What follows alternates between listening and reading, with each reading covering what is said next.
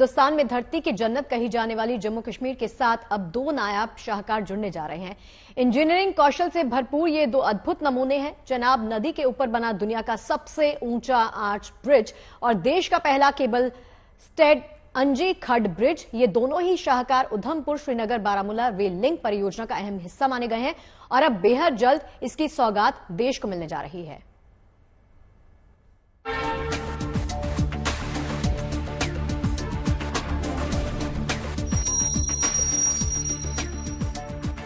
आसमान छूने को बेताब ये रेल ब्रिज पूरी दुनिया में हिंदुस्तान का परचम लहरा रहा है।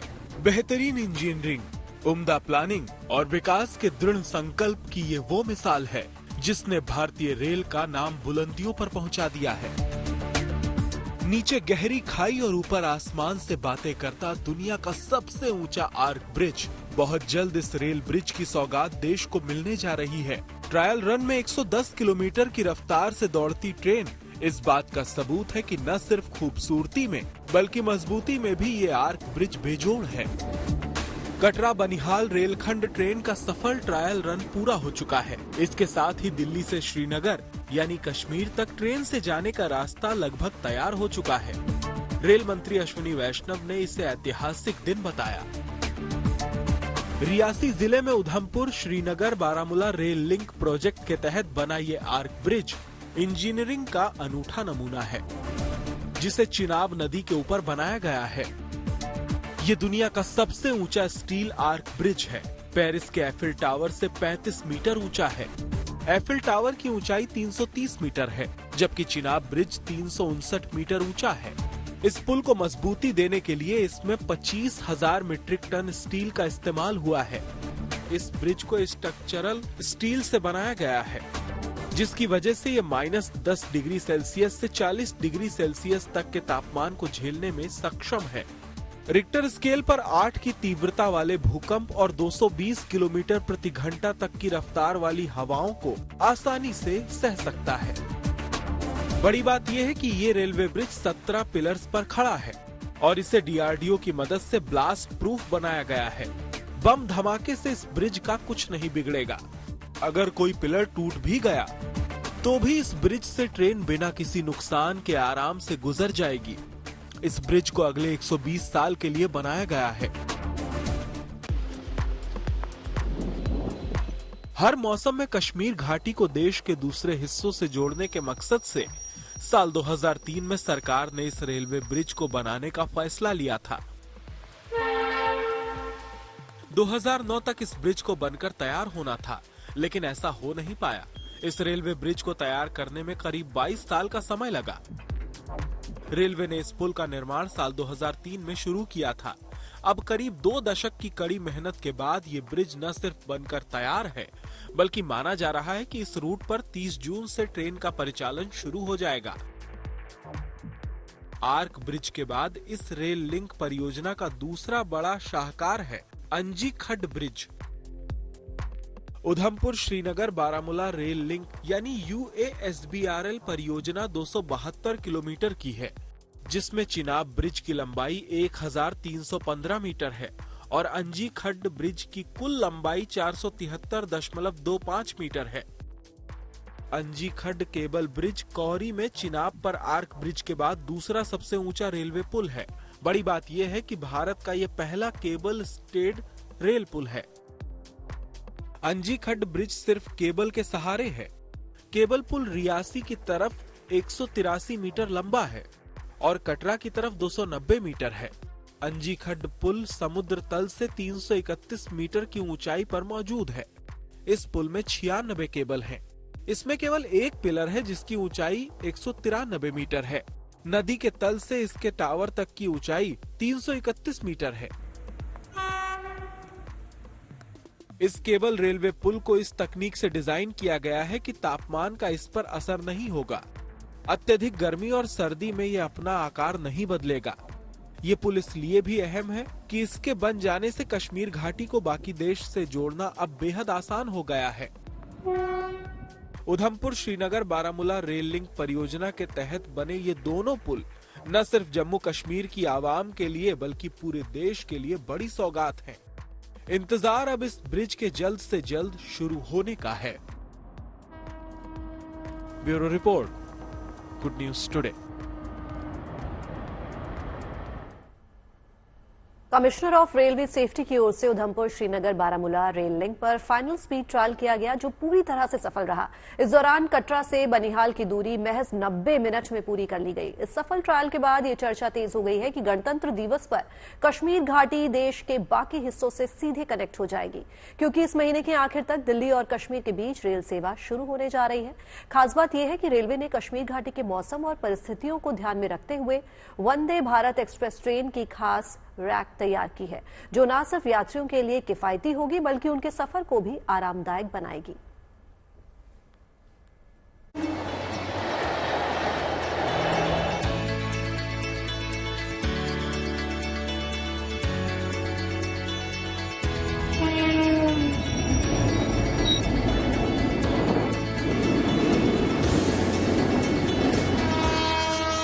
ऊंचे ऊंचे पहाड़ों के बीच रफ्तार से बातें करती ये ट्रेन इस बात का सबूत है कि जल्द ही उधमपुर श्रीनगर बारामूला रेल लिंक परियोजना अपने अंतिम मकाम पर पहुंचने वाली है। यानी जल्द ही इस रूट पर रेल सेवा बहाल होने वाली है, क्योंकि कमिश्नर ऑफ रेलवे सेफ्टी ने इस रेल रूट पर अंतिम परीक्षण किया। ये तस्वीरें उसी पल की है जब कमिश्नर ऑफ रेलवे सेफ्टी की ट्रेन पूरी रफ्तार से इस ट्रैक से गुजरी है। इस ट्रायल के दौरान कमिश्नर ऑफ रेलवे सेफ्टी की ट्रेन इस रूट पर पड़ने वाली अहम केबल ब्रिज से भी होकर गुजरी, ताकि यहाँ से गुजरने वाली ट्रेनों की सुरक्षा पूरी तरह से सुनिश्चित की जा सके। यहाँ पे जो काम हुआ है वो इंडियन रेलवे में के इतिहास में कहें तो ये एक नया अध्याय लिखा गया है। और इसमें जो हम लोगों ने जो टेक्नोलॉजी यहाँ इंडियन रेलवे ने फॉलो की है, that is the best of the world में जो टेक्नोलॉजी अडॉप्ट की जाती है वो यहाँ करी गई है और बहुत अच्छा कार्य हुआ है। लेकिन जो हमारा जो स्टैट्यूटरी रिक्वायरमेंट होता है कि इसके ऊपर पैसेंजर और फ्रेट कमर्शियल ऑपरेशन करने से पहले जो कमीशन ऑफ रेलवे सेफ्टी का एक पूरा बारीकी से इंस्पेक्शन होता है, वो इंस्पेक्शन अभी हम कर रहे हैं और फिर इंस्पेक्शन में जो भी रिजल्ट्स आएंगे उसके आधार पर जल्दी ही गाड़ी चलाने का नेक्स्ट जो स्टेप्स भारत सरकार के द्वारा लिए जाएंगे। इस बीच खबर ये भी सामने आई है कि गणतंत्र दिवस के अवसर पर उधमपुर श्रीनगर बारामूला रेल लिंक पर रेल सेवा बहाल करने की तैयारी है, जिसके बाद कश्मीर घाटी रेल के बाकी हिस्सों के से सीधे कनेक्ट हो जाएगी। चर्चा तो इस बात को लेकर भी हो रही है कि रेलवे ने कश्मीर की खूबसूरत वादियों में खास वंदे भारत एक्सप्रेस ट्रेन चलाने की तैयारी कर ली है। खास इसलिए क्योंकि कश्मीर के मौसम और माहौल को देखते हुए वंदे भारत ट्रेन की खास रैक तैयार की गई है। इस साल के गणतंत्र दिवस समारोह पर जम्मू कश्मीर को दो बड़े उपहार मिलने वाले हैं। एक तो इतिहास में पहली बार पूरा जम्मू कश्मीर, खासतौर से कश्मीर घाटी जो है, ट्रेन के माध्यम से देश के साथ जुड़ने जा रही है। घाटी में रेल के दौड़ने से रेल के मुसाफिरों को कश्मीर के सभी खूबसूरत और कुदरती नजारों को देखने का भी मौका मिलेगा। बताया जा रहा है कि ये वंदे भारत ट्रेन देश के दूसरे हिस्सों में चलने वाली वंदे भारत ट्रेन से थोड़ी अलग होगी। जानकारी के मुताबिक कश्मीर घाटी में चलने वाली वंदे भारत ट्रेन में सेंट्रलाइज्ड हीटिंग की व्यवस्था होगी। सफर के दौरान स्क्रीन विंडो पर बर्फ नहीं जमेगी, टॉयलेट में हीटर का इंतजाम होगा और गर्म पानी की सुविधा मिलेगी। इतना ही नहीं, हर कोच के लिए 1800 वॉट के सिलिकॉन हीटिंग पैड से लैस वाटर टैंक होंगे ताकि पानी जमने न पाए। इसके अलावा लोको पायलट के लिए भी विशेष सुविधा होगी ताकि बर्फबारी के दौरान ट्रेन चलाने में दिक्कत न पेश आए। Udhampur Srinagar Baramulla rail link project का मकसद न सिर्फ कश्मीर घाटी से देश के बाकी हिस्से तक रेल कनेक्टिविटी प्रदान करना है, बल्कि ये प्रोजेक्ट कश्मीर के आर्थिक विकास में भी महत्वपूर्ण योगदान निभाएगा। श्रीनगर से अशरफ पानी के साथ bureau report, good news today. और चलिए अब बात करते हैं अमेरिका में लगी आग की। कैलिफोर्निया के जंगलों में इन दिनों भीषण आग लगी हुई है। जंगलों की आग अब रिहायशी इलाकों तक पहुंच चुकी है। तमाम घर खाक हो चुके हैं और 1 लाख से ज्यादा लोगों को घर छोड़ने के लिए कहा गया है। इस आग पर काबू पाने के लिए अमेरिका का फायर डिपार्टमेंट जी तोड़ कोशिश कर रहा है, लेकिन तेज हवाओं की वजह से आग पर काबू पाना थोड़ा मुश्किल हो रहा है।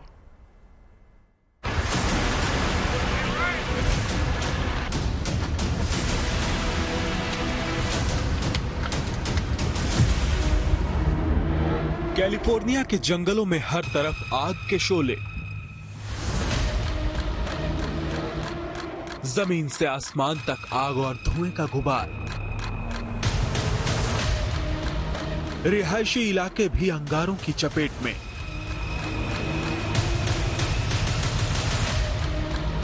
अमेरिका में कैलिफोर्निया के जंगलों में लगी भीषण आग बेकाबू हो चुकी है।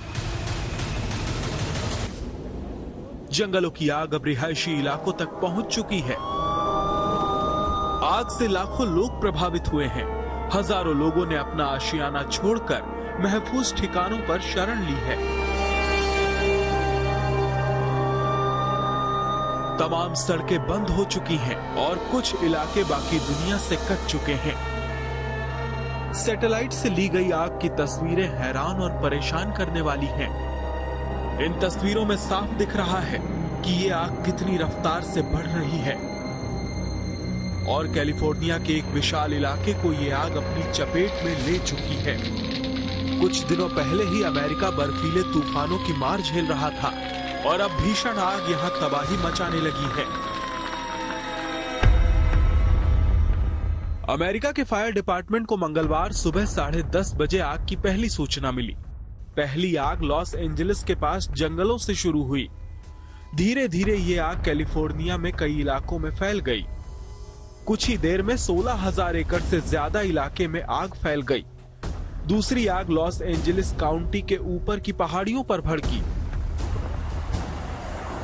आग को बुझाने के लिए कैलिफोर्निया फायर डिपार्टमेंट ने जी तोड़ कोशिश की, लेकिन देखते ही देखते ये आग रिहायशी इलाकों को अपनी चपेट में लेने लगी। तेज हवाओं की वजह से आग ने कुछ ही देर में विकराल रूप ले लिया। एहतियात के तौर पर लोगों को घर छोड़ने की हिदायत दी गई। इस हादसे में कुछ लोगों की जान भी गई है। तमाम लोगों के घर जलकर खाक हो गए हैं। इनमें अमेरिका के कुछ मशहूर एक्टर्स के घर भी शामिल हैं। पिछले 2 दिनों से अमेरिका के फायर डिपार्टमेंट के सैकड़ों फायर फाइटर्स इस आग पर काबू पाने की कोशिश कर रहे हैं। पहले करीब 30% आग पर काबू पा लिया गया था, लेकिन तेज हवाओं ने आग को फिर से भड़का दिया। 1 लाख से ज्यादा लोगों को अपना घर छोड़कर सुरक्षित इलाकों में जाने को कहा गया है। आग बुझाने के लिए नेशनल गार्ड्स की मदद भी ली जा रही है।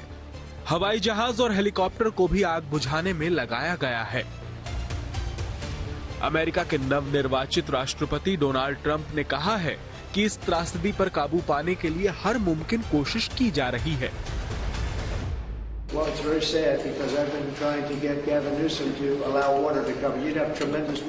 राष्ट्रपति जो बाइडेन ने भी सेंटा मोनिका फायर स्टेशन पहुंचकर आग पर काबू पाने की कोशिशों का जायजा लिया।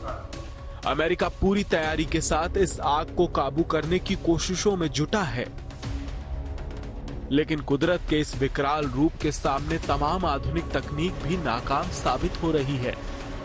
उम्मीद की जा रही है कि जब हवाओं की रफ्तार कुछ थमेगी तो आग पर काबू पाना आसान हो जाएगा। Bureau report, good news today.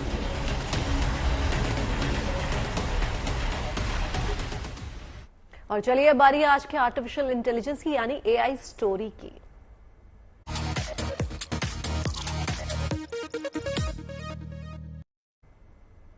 तो टॉमबॉट नाम की कंपनी ने एक ऐसा रोबोटिक पपी बनाया है जिसे डिमेंशिया और अल्जाइमर से पीड़ित बुजुर्गों के लिए खास तौर पर डिजाइन किया गया है।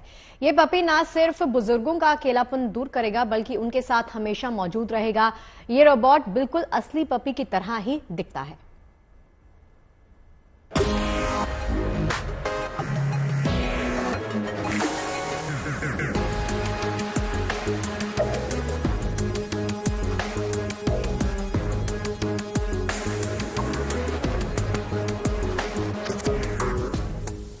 डॉगीज को इंसान का सबसे अच्छा दोस्त माना जाता है। इस बात को कई बार डॉगीज ने साबित भी किया है, लेकिन अब कई जगहों पर डॉगीज की जगह रोबोट भी ले रहे हैं। सुरक्षा से लेकर मेडिकल साइंस में भी इनका इस्तेमाल किया जा रहा है। जिनी नाम का ये रोबोटिक पप्पी आजकल खूब चर्चा में है। पीले रंग का लेब्राडोर पपी जैसा दिखने वाला ये रोबोट स्पर्श और आवाज पर प्रतिक्रिया देता है और अपना प्यार जताता है, अपनी पूंछ हिलाता है। इस रोबोटिक पपी को अल्जाइमर और डिमेंशिया के मरीजों को ध्यान में रखकर डिजाइन किया गया है। सबसे खास बात यह है कि इस रोबोटिक पपी को देखभाल करने की भी जरूरत नहीं है। इन पपी को व्यावहारिक और मनोवैज्ञानिक लक्षणों का इलाज करने, साइकोट्रोपिक्स समेत कुछ दवाओं की जरूरत को कम करने के लिए डिजाइन किया गया है और हमारा लक्ष्य है कि ये रोबोटिक पपी FDA चिकित्सा उपकरण बने। इस रोबोट को बनाने वाली कंपनी के CEO का कहना है कि उन्हें इस रोबोट को बनाने की प्रेरणा उनकी मां से मिली, जो अल्जाइमर से पीड़ित थी।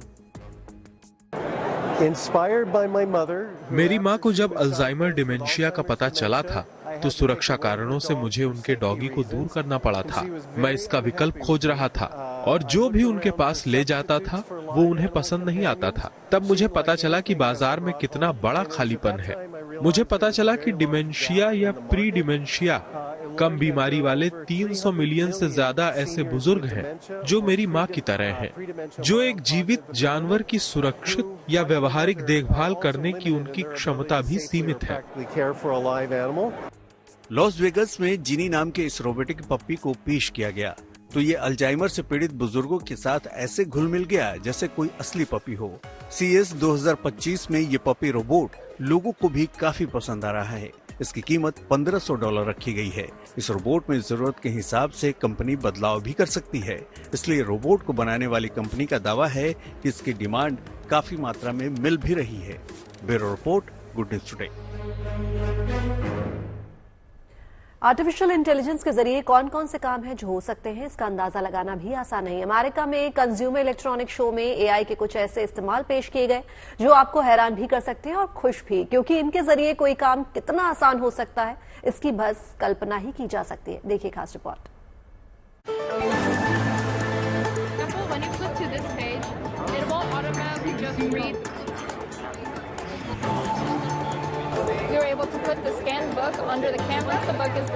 टेबल पर किताब के पन्ने पलटे जा रहे हैं, उनकी सामग्री स्क्रीन पर दिख रही है। ऐसा नहीं है कि यहाँ केवल किताब को स्कैन किया जा रहा है, बल्कि ये मशीन तो किताब के हर पन्ने पर दर्ज बातों को आसान तरीके से एक्सप्लेन करके बता भी रही है। ये artificial intelligence enable reading platform book story है, जो पढ़ाई का नया तरीका पेश कर रही है। पहले जो काम टीचर करते थे वही काम अब ये मशीन करने लगी है।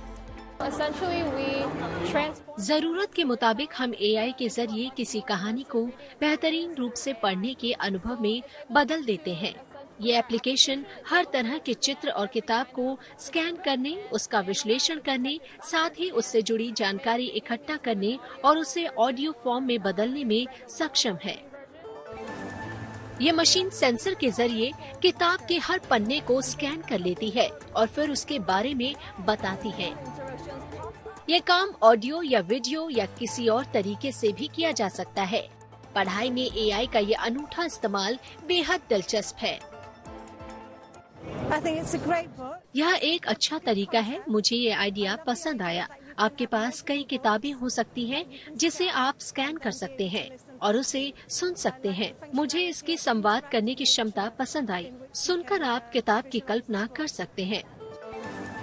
अमेरिका के लॉस वेगस में हुई नुमाइश CES 2025 में एआई यानी आर्टिफिशियल इंटेलिजेंस के शानदार इस्तेमाल की झलक दिखाई गई। खास तौर से ताइवान की एक कंपनी ने यहाँ एक ऐसा एआई प्रोग्राम पेश किया जो बैडमिंटन खिलाड़ियों को कोर्ट पर अपने खेल को निखारने में मदद करेगा। प्रोफेशनल कोच की तरह ये एआई हाई स्पीड कैमरे और पावरफुल एआई चिप की मदद से खिलाड़ी के हर मूव की निगरानी करता है और उसे बेहतर प्रदर्शन करने की सलाह देता है। ओलंपिक बैडमिंटन खिलाड़ी हॉवर्ड शू ने इस पर अपने हाथ आजमाए और इसकी तारीफ की। It's really cool, obviously, to see it kind of come out of the machine and kind of जाहिर तौर पर इसे मशीन से बाहर आते देखना और मुझे कुछ डेटा और आउटपुट देना वास्तव में अच्छा अनुभव है।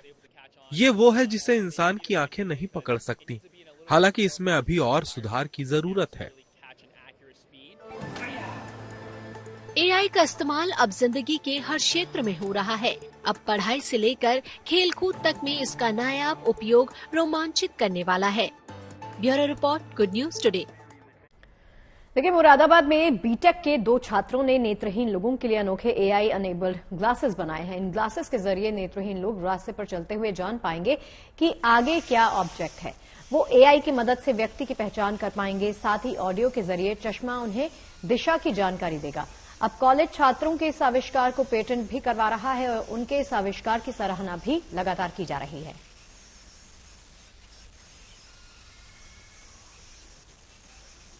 गीतिका, भूख लग रही है? बहुत तेज। ब्रेकफास्ट हम दोनों कर चुके हैं, इंतजार कर रहे थे क्योंकि अब लंच टाइम की शुरुआत हो, क्योंकि इस सेगमेंट में हमारे से रिलेटेड स्टोरी हम मेंशन करते हैं। तो वक्त हो गया है लंच टाइम में आज की स्पेशल स्टोरी आपके सामने रखने का।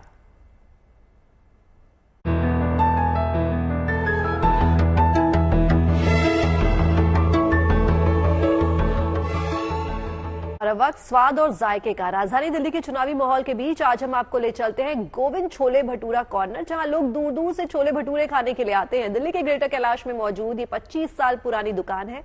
अपने जायके के लिए खास पहचान ये रखती है। बेशक बात स्वाद की हो रही है, लेकिन हम देखते हैं दिल्ली की सियासी रसोई में इस बार किसकी दाल गलेगी और किसका भटूरा जो है वो फूलेगा।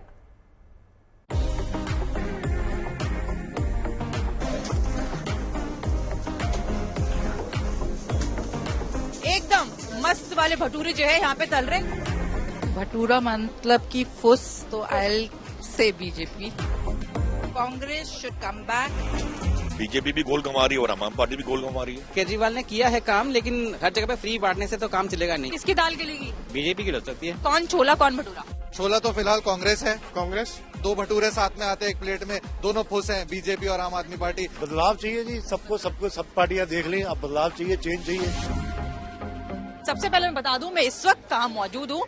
सबसे पुरानी 25 साल पुरानी गोविंद छोले भटूरे कॉर्नर में इस वक्त मौजूद हूँ, जहाँ के छोले भटूरे इतने ज्यादा फेमस है कि लोगों की भीड़ अलग ही लेवल पर यहाँ पे नजर आती है। मतलब यहाँ का स्वाद जो जायका है वो 25 सालों में बिल्कुल नहीं बदला। बिना देरी करे सीधा मैं जाऊंगी गोविंद जी के पास, जिनके नाम से ये पूरी दुकान जो है मशहूर है। गोविंद जी अयोध्या से आए हैं, लेकिन दिल्ली में स्वाद दे रहे बराबर का। हाँ जी। कैसा लग रहा है? कितना टाइम हो गया आपको? स्वाद जायके में हल्का सा भी फर्क नहीं आया? हाँ जी, 25 सालों से हम बना रहे। हाँ जी, हम लोग तेल मसाले बढ़िया लगाते हैं, इसलिए लोगों को पसंद आता है। और सब मेन चक्कर हमारा सफाई पे सबसे ज्यादा ध्यान होता है। देख सकते हैं फूल कर एकदम मस्त वाले भटूरे जो है यहाँ पे तल रहे। क्योंकि दिल्ली चुनाव की घोषणा भी अब हो गई है, क्या लग रहा है कि क्या कुछ बदलाव तो लग रहा है हमें। कैसा बदलाव लग रहा है? मतलब दूसरी पार्टियों का। दूसरी पार्टियों का? हाँ जी, होने वाला है। तो हमारी प्लेट यहाँ पे लग गई है, लोगों भी जो है यहाँ पर अब आ गए हैं। चुनावी चटकारे की आज बात करेंगे। शुरुआत सर मैं आपसे करूंगी। चुनाव की घोषणा हो चुकी है, अब आप बताइए मुझे कि क्या लग रहा है इस बार जनता का मूड क्या है? मैं अपना बता दूं तो जनता का मूड का नहीं, I am going to vote for her, that's very sure, because our MLA over here has delivered and he works. Whenever you want him he is there. कब से आ रहे हो यहाँ पे खाने के लिए? आते रहते हो? नहीं, मतलब थोड़े टाइम पहले से देखा है शॉप, तो अभी थोड़े पहले टाइम आने से पहले शुरू किया। अच्छा, किसके भटूरे फूलने वाले हैं?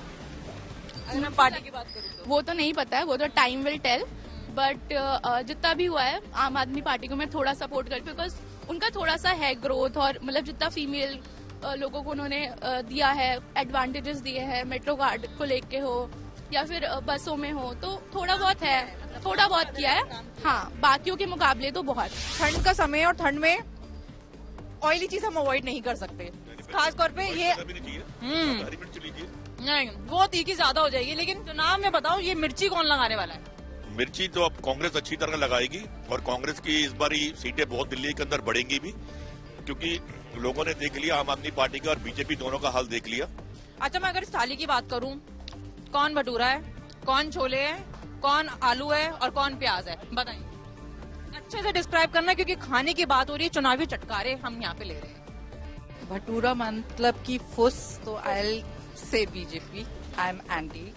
आपने तीखा बहुत अच्छा दिया, स्वाद दिया, but again they didn't stand up to the mark. प्याज गोल गोल कितने अच्छे लगते हैं सर, गोल गोल कटे हुए, बट कौन सी पार्टी गोल गोल घुमाती है? बीजेपी भी गोल घुमा रही है और आम आदमी पार्टी भी गोल घुमा रही है। दोनों पार्टियां गोल दोनों घुमा रही है। जैसे शीला दीक्षित का टाइम देख लीजिए कि उन्होंने जब 3 टर्म किए थे तो वो टाइम दिल्ली का सबसे अच्छा टाइम था, ठीक है। तो कंपैरेटिव अगर हम करें तो केजरीवाल जी से, तो वैसा नहीं था। केजरीवाल ने किया है काम, लेकिन वैसा भी उनका मैनिफेस्टो जो था उनका वैसा उन्होंने करा नहीं। हर जगह पे फ्री बांटने से तो काम चलेगा नहीं, इकोनॉमी कैसे चलेगी? जो भी आपका था कि हमें यमुना की सफाई करनी है, क्या हुआ? नहीं हुआ। क्या जो दिल्ली एक गैस चैम्बर बना हुआ है जहाँ पे आपको सांस लेना भी मुश्किल है, क्या वो हुआ? नहीं हुआ, ठीक है। सो हम जिन जिन मुद्दों की बात कर रहे हैं, जिन मुद्दों पे आप आया था, ठीक है, वो मुद्दे सॉल्व हुए? नहीं हुए, ठीक है। सो आप 10 साल देने के बाद भी जो आपके इनिशियल मुद्दे थे वही आप सॉल्व नहीं कर पाए हो, तो आगे आप क्या करोगे? कैसी दाल है? बहुत बढ़िया दाल है, लेकिन यहाँ दाल किसकी? घर जैसी है। घर जैसी, लेकिन यहाँ दाल किसकी गलेगी, किसकी नहीं? किसी की जिसकी गलेगी वो उसी टाइम पता चलेगा, अभी कोई कुछ नहीं बोल सकता। अच्छा, इस रायते में दही कौन है, पानी कौन है और बूंदी कौन है? अगर हम दही की बात करें तो उसमें दही है कांग्रेस। क्यों? क्योंकि स्टार्टिंग से आपने देखा होगा, पहले बहुत अच्छे अच्छे काम होते थे और अभी काम हो रहे हैं, ऐसा नहीं काम नहीं हो रहे, पर जो काम हो रहे हैं वो दिखा के काम हो रहे हैं कि हमने ये कर दिया, हमने ये कर दिया। पहले क्या होता था कि काम होते थे पर दिखते नहीं थे, पर जहां होते थे उनको दिखते थे। तो इसलिए, और मैं बूंदी कहूंगा, बूंदी इस टाइम पे कौन है? बूंदी इस टाइम पे है आम आदमी पार्टी, ठीक है। इसीलिए क्योंकि वो सिर्फ सब कुछ बना बनाया, वो सिर्फ ऊपर से स्प्रिंकलिंग कर रही है ताकि लोगों को दिखे कि सारा काम हमने किया है। काम के नाम पर ही वोट मिलेगा बराबर, उसके बिना नहीं मिलेगा। लेकिन आज के चुनावी चटकारे पे मैं आपको लेकर आई थी ग्रेट क्लाश विधानसभा में, जहां पे गोविंद चाट वाले के छोले भटूरे का जायका मैंने जो है वो बराबर लिया। नान भी है, ये भी है, चटकारे मैं बराबर के लूंगी क्योंकि वो मेरे पूरे नहीं हुए, तो खाने पे मेरा फोकस अब रहेगा। लेकिन आज के लिए चुनावी चटकारे में बस इतना ही। अच्छी और सच्ची खबरों के लिए देखते रहिए गुड न्यूज टुडे। देखिए, मकर संक्रांति का पर्व आने में बस चंद रोज ही बचे हैं। इस पर्व की खगोलीय और धार्मिक पहचान तो है, लेकिन पतंगबाजी के शौकीन लोगों के लिए बेहद खास है। जनवरी महीने में मकर संक्रांति से गणतंत्र दिवस तक हर कोई पतंगबाजी के खुमार में खोया नजर आता है। गुनगुनी धूप में जब नीले आसमान पर रंग बिरंगी पतंगे अटखेलियां करती हैं, तो उम्र की सभी बंदिशें कहीं पीछे छूट जाती हैं। युवा हों, बच्चे हों, बुजुर्ग हों, हर किसी को पूरे साल इस खास मौके का इंतजार रहता है, जिसकी तैयारियां शुरू हो चुकी हैं।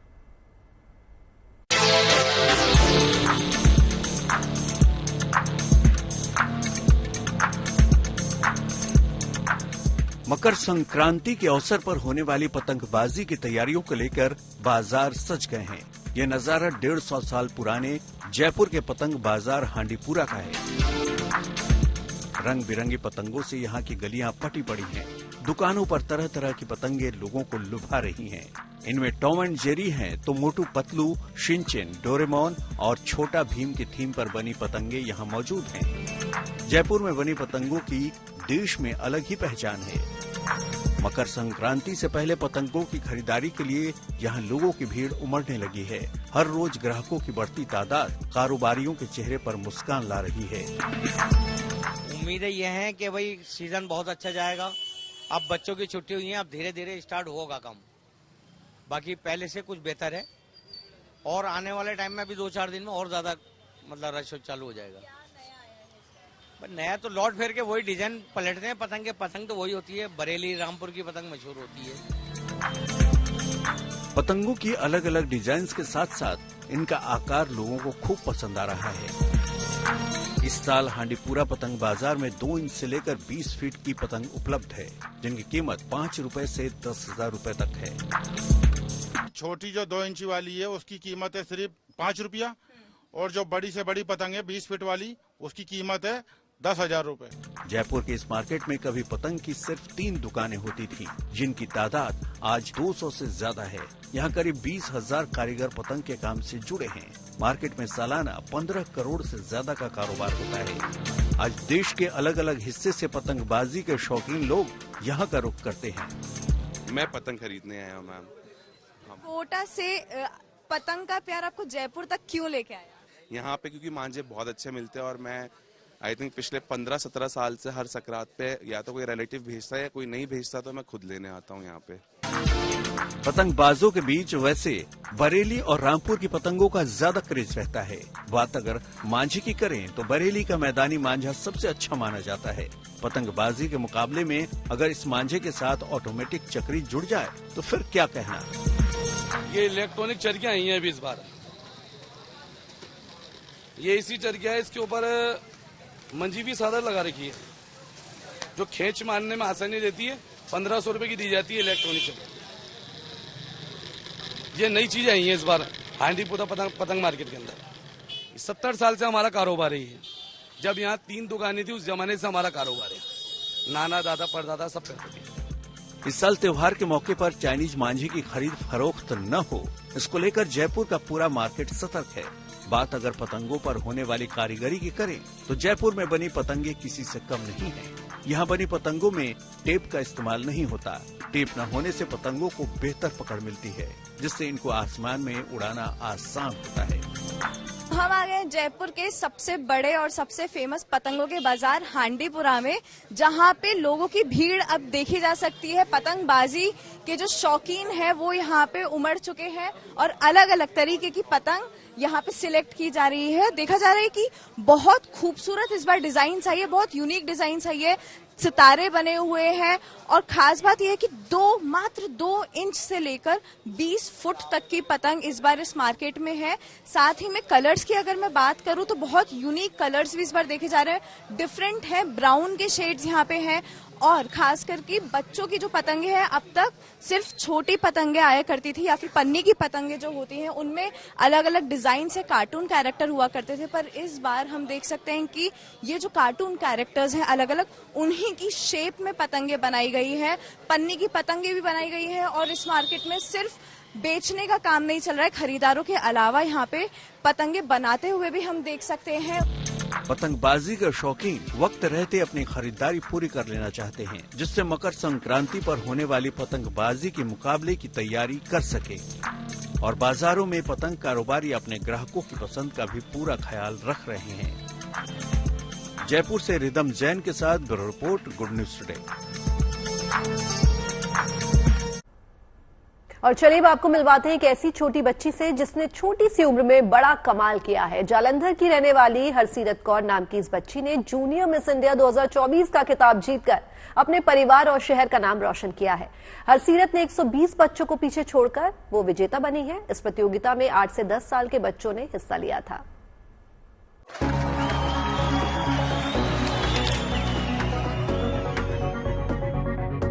रैंप वॉक करती पंजाब के जालंधर की ये छोटी सी बच्ची, इस बच्ची ने वो कारनामा कर दिखाया है जिससे शहर के लोग भी उस पर नाच कर रहे हैं।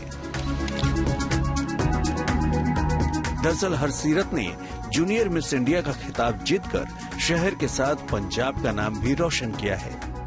2023 में हरसीरत जूनियर मिस इंडिया प्रतियोगिता में सिलेक्ट तक नहीं हुई थी, लेकिन उसने हार नहीं मानी और 2024 में सिलेक्ट भी हुई और विजेता भी बनी। परिवार की खुशी छिपाए नहीं छिप रही।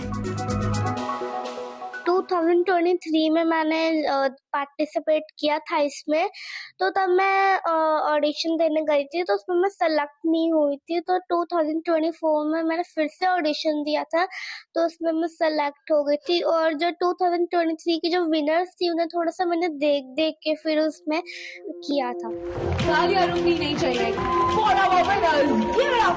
जालंधर के एक प्राइवेट स्कूल की छात्रा हरसीरत ने 120 बच्चों में टॉप स्थान हासिल किया। हरसीरत की मां का कहना है कि जब वो 2 साल की थी तभी से वो टीवी पर मॉडलिंग के कार्यक्रम देखती रहती थी, जिससे उसका झुकाव मॉडलिंग में हो गया। लेकिन उसके लिए ये सफर आसान नहीं था। 2024 में अगेन मैंने इसको पार्टिसिपेट कराया, इसको प्रेपरेशन कराई, इसके रिगार्डिंग इसका कॉन्फिडेंस लेवल बूस्ट अप कराया, स्माइलिंग, वॉकिंग, ये सारा इसका इम्प्रूव कराया और फिर ये शॉर्टलिस्ट भी हुई और विनर का टैग भी लेके आई। हरसीरत मॉडल बनने के साथ साथ डॉक्टर भी बनना चाहती है। उसकी सबसे बड़ी खासियत हार न मानने की है। उसके पिता को भी अपनी बेटी पर गर्व है, क्योंकि बेटी ने अपने पिता के जन्मदिन पर ही ये बड़ा उपहार उन्हें दिया है। ये तो डबल खुशी है। इसका रीजन ये है कि जिस टाइम पे इसका रिजल्ट निकला था वो I think 6th of Jan थी and my birth on 6th of Jan। तो it is A double opportunity for me, for your it's a life achievement award for me कि मेरी बेटी ने मुझे इतना अच्छा गिफ्ट दिया है मेरे बर्थडे पे। इससे खुशी बढ़ के और क्या हो सकती है। जूनियर मिस इंडिया प्रतियोगिता 2024 में गुजरात की प्रियांशा चहंदे दूसरे स्थान पर रही, जबकि सुंदरगढ़ की सनम कराली तीसरे स्थान पर रही। जालंधर से देविंदर कुमार के साथ bureau report, good news today.